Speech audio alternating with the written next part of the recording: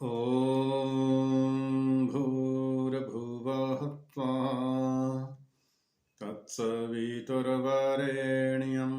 भर्गो देवस्य धीमहि धियो यो नः प्रचोदयात्।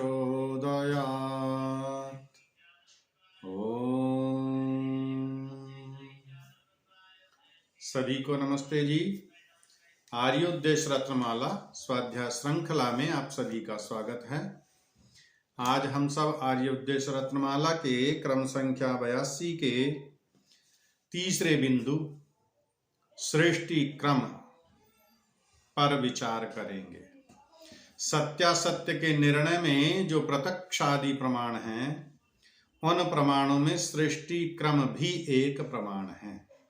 सत्य या असत्य के निर्णय करने के लिए सृष्टि क्रम का भी एक अपना महत्व है, वह भी एक प्रमाण के रूप में गिना जाता है। जो सृष्टि के गुण, कर्म और स्वभाव के विरुद्ध हो वह मिथ्या है, और जो अनुकूल हो वह सत्य कहता है। सृष्टि का भी नियम है अपना, उसकी भी अनुकूलता है अपनी। अब देखेंगे जो जो सृष्टि क्रम के अनुकूल है वह सब सत्य है। जैसे कोई कहे, आप सब जानते हैं कि जल हमेशा नीचे की ओर बहता है, जल की गति हमेशा ही ध्रुवागति रहती है, नीचे की ओर बहता है। हाँ, जब तक उस पर कोई विपरीत बल ना लगा दिया जाए। बल लगाएंगे तो वो जल का गुण नहीं है, वो तो बल लगा है पीछे। जैसे अब वहां ऊपर 2, 3, 4, 10, 20, 30 मंजिल ऊपर पानी चढ़ाया जाता है नीचे से, तो वो प्रेशर से चढ़ाया जाता है, वो स्वाभाविक गति से नहीं चलता है। स्वाभाविक गति जल की हमेशा नीचे की ओर ही बहती है। ये सृष्टि का क्रम है, ये सृष्टि का नियम है। सूर्य हमेशा पूरब में ही निकलता है, ये सृष्टि का नियम है। अग्नि हमेशा ऊपर की ओर चलती है, ये सृष्टि का नियम है। बिना माता पिता के संतान नहीं हो सकती, बिना रजवीर्य के संतान नहीं हो सकती, ये सृष्टि का नियम है।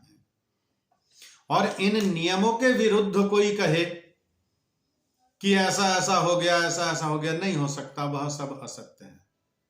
कल तो मनुष्य था, आज उसने एक साधु ने उसको अभिशाप दे दिया, वो तो बंदर बन गया।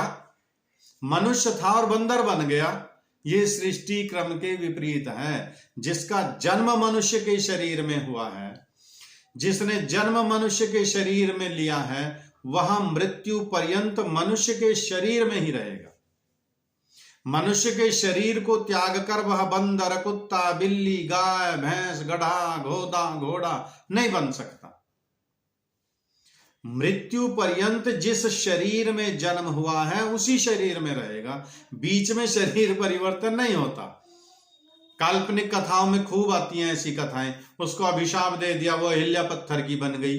पत्थर की थी, फिर श्री राम ने उसको टच किया, पैर से स्पर्श किया, फिर पुनः युवती बन गई। ये सृष्टि क्रम के विपरीत कथन है, इसलिए ये अमान्य है, ये मान्य नहीं होंगे। जैसे कोई कहे कि श्राप मात्र से व्यक्ति भस्म हो गया, तो यह सृष्टि के गुण के विरुद्ध होगा, क्योंकि श्राप तो वाणी है और वाणी का गुण जलाना नहीं अपितु बोध कराना है। जलाना गुण तो अग्नि का है। अतः श्राप से भस्म होने का सृष्टि नियम के विरुद्ध होने से, असत्य और अमान्य होने से मानने योग्य नहीं है।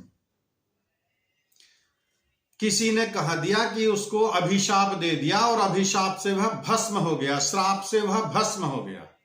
यह सृष्टि का नियम नहीं है। श्राप क्या है? वाणी है।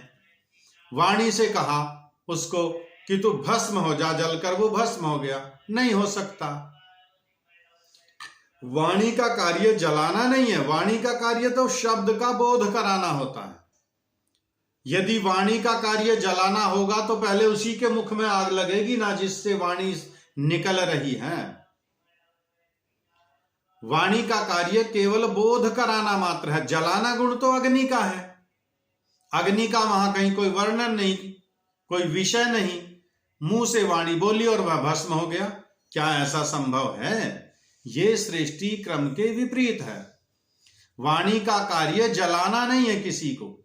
जलाना कार्य अग्नि का है। अग्नि किसी को जला सकती है, वाणी किसी को नहीं जला सकती। वाणी का कार्य केवल शब्द का बोध कराना है, ज्ञान कराना है। इसलिए यदि कोई ऐसा कहे कि वो श्राप से, अभिशाप से जलकर भस्म हो गया, तो वह सृष्टि क्रम के विरुद्ध होने से अमान्य है, असत्य है, मानने योग्य नहीं है। आप सभी का बहुत बहुत धन्यवाद। सभी को नमस्ते जी।